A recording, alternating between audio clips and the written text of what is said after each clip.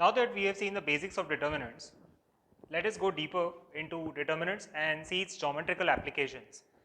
So with the help of determinants, we can do a few things, like if the three vertices of a triangle are given, then we can find the area of the triangle, number one. Number two, we can also find the equation of a line if 2 points are given to us. And lastly, uh, there are a few more other applications based on determinants. So let's get started. So suppose if we have a triangle wherein its vertices are given as x1, y1, x2, y2, x3, y3, and we need to find the area of this triangle. All that we have to do is use the formula half of the determinant x1, y1, 1, x2, y2, 1, and x3, y3, 1.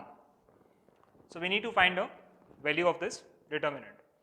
Now, of course, when we break this up or when we can actually solve this, then we get a formula for area of triangle. So that is what we use, or the teachers recommend to use that formula while finding the area of the triangle. But then I would recommend you to just remember this form, because this is much easier and we can reproduce it in an easy way when asked. So let's take an example. The example is that, let's say 1, 2. The points given to us are 3, 8, minus 4, 2, and the third vertex given is 5, 1. We need to find the area of this triangle. So all that we have to do now is just substitute these points and then find the value of this determinant. So that is going to be 3, 8, 1, minus 4, 2, 1, and lastly 5, 1, and 1. So half of this is going to be 3 into 2 minus 1. Second one, minus 8 into minus 4 minus 5. Lastly, plus 1 into minus 4 minus 10. So let's find the value of this. So this will come out as 3 minus 20 into 8 is minus 160, and this will be, this will be minus 72, and this was going to be minus 14. That's what we get. Now you can clearly see that here this is going to be plus 72. So 75 minus 10, that's going to be 65, 65 minus 4, 61. So what we get is 61 by 2. Now for some reason, assume for some reason we get a negative answer over here, you always have to write it as positive, because this is the modulus, because we are dealing with area of triangle and area of anything cannot be negative. So area, whenever you are calculating any area, always remember that even if you get the answer is negative, you always have to write it as positive answer.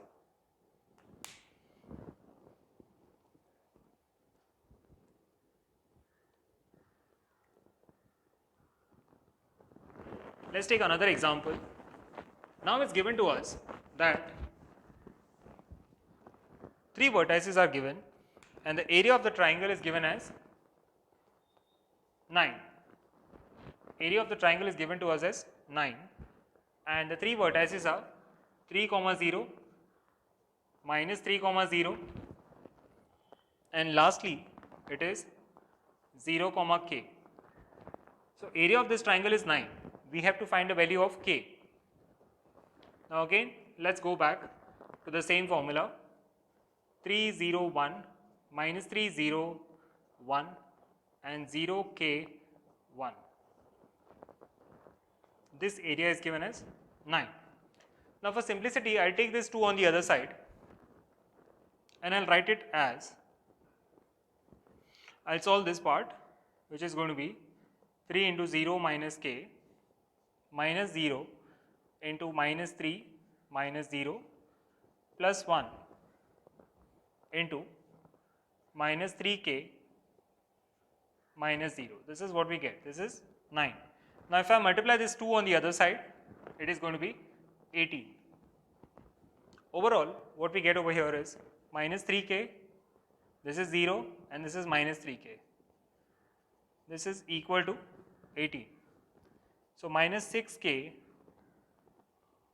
is going to give us 18.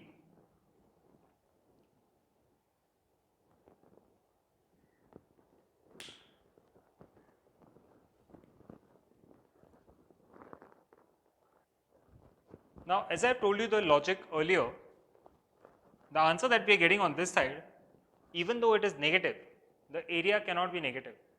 So whatever I am getting over here, I am going to take it as positive, because I assume that whatever is there over here is there inside the mod sign, and I am going to write it as 6k. So when I write 6k modulus, of course I can take the 6 out, and this is going to be 18. So mod k is 3. Now we have to be careful at this point. Whenever I am removing this mod, so by default there is one mod sign. Whenever I am removing this mod, I have to write it as plus minus 3. So k can take the value of plus 3 as well as minus 3 and give us the same value. So if I put k as 3 or minus 3, you can say check for yourself, you will get the area of the triangle as 9. You might get plus 9 or minus 9, but in either of the cases, we will end up getting the value of the area of triangle as 9 square units.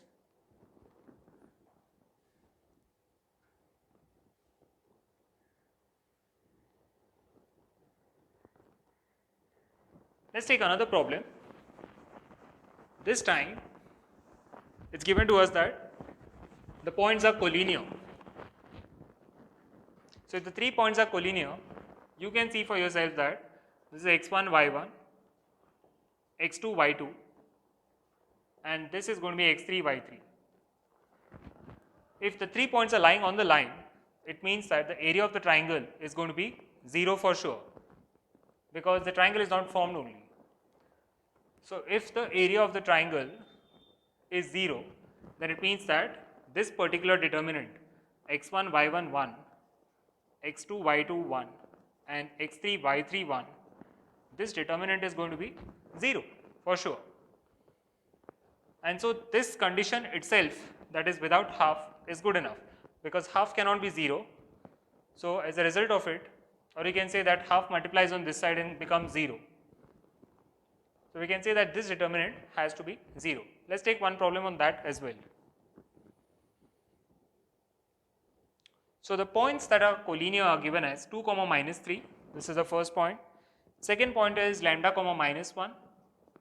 And the third point is 0, 4. So these 3 points are collinear. It's given to us. We have to find the value of lambda. What do we do? Just construct the determinant first. 2 minus 3, 1. Lambda minus 1, 1. 0, 4, 1. So the value of this determinant has to be 0, because the points are collinear. So 2 into minus 1 minus 4 minus of minus 3 into lambda minus 0 plus 1 into 4 lambda minus 0. This is equal to 0, which means that it is minus 10 plus 3 lambda plus 4 lambda is equal to 0. Now overall what we get is 7 lambda is 10. So the value of lambda is 10 by 7. That is the answer of this question.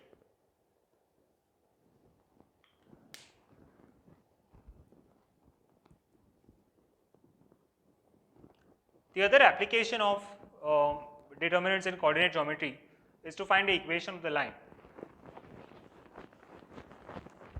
Let's have a look at that also. Now 2 points are given to us, 2, 3, and the other one is minus 1, 2. We have to find the equation of the line which is passing through these points.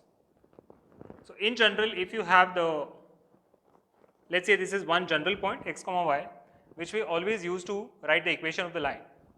Second one we can say is x1, y1, and third one is x2 y2. We have to find the equation of this line. All that we have to do is just write x y1, x1 y1 1 and x2 y2 1. This is equal to 0. Just construct the determinant and solve it. So similarly, we'll just construct this determinant as well.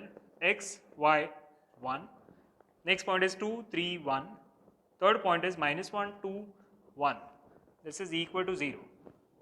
So overall, when we solve this, we will get 3 minus 2 minus y into 2 minus of minus 1 plus 1 into 4 minus of minus 3. That's what we get. This is equal to 0. So x minus 3y plus 7 is equal to 0 is the equation of this line.